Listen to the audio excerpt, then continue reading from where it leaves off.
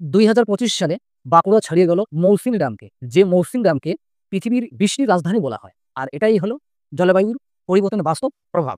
যেখানে বর্ষা এলে জলকষ্ট কমতো, এবারের বর্ষাই বানিয়ে দিল ইতিহাস। 2025 সালে বাঁকুড়ায় কি সত্যিই ঘটলো এক জলবায়ু বিপ্লব? যেখানে একসময় জলের জন্য চাতক পাখির মতো তাকিয়ে থাকতে হতো, সেই বাঁকুড়া জেলায় আজ লিখে ফেলেছে বৃষ্টির নতুন ইতিহাস। 2025 সালে জুন জুলাই মাসে 61 দিনে বাঁকুড়ায় বৃষ্টি হয়েছে প্রায় 1330 মিলিমিটার। ঠিক যতটা বৃষ্টি হয় মেঘালয়ের মৌসিনরামে, যা পৃথিবীর বৃষ্টির রাজধানী বলেই পরিচিত। মৌসিনরামে গড়ে প্রায় 11,871 মিমি বৃষ্টি বছরে হয়। জুন জুলাইতে হয় প্রায় 1330 মিমি। আর বাঁকুড়া জেলা এই 2 মাসে পৌঁছে গেল সেই সংখ্যায়। সোনামুখী, ওন্দা, বিষ্ণুপুর সবখানেতেই ধান খেতে এখন জল। কৃষকরা বলছে এমন বর্ষা তারা জীবনও দেখেননি। এখন প্রশ্ন হচ্ছে, কেন এই অতিবৃষ্টি? বঙ্গোপসাগরে তৈরি হয়েছে একের পরে এক নিম্নচাপ। সক্রিয় মৌসুমী বায়ু স্থায়ীভাবে বাঁকুড়া অঞ্চলে অবস্থান করেছে। আর তার সঙ্গে যোগ হয়েছে গ্লোবাল ক্লাইমেট চেঞ্জের বিরল প্রভাব।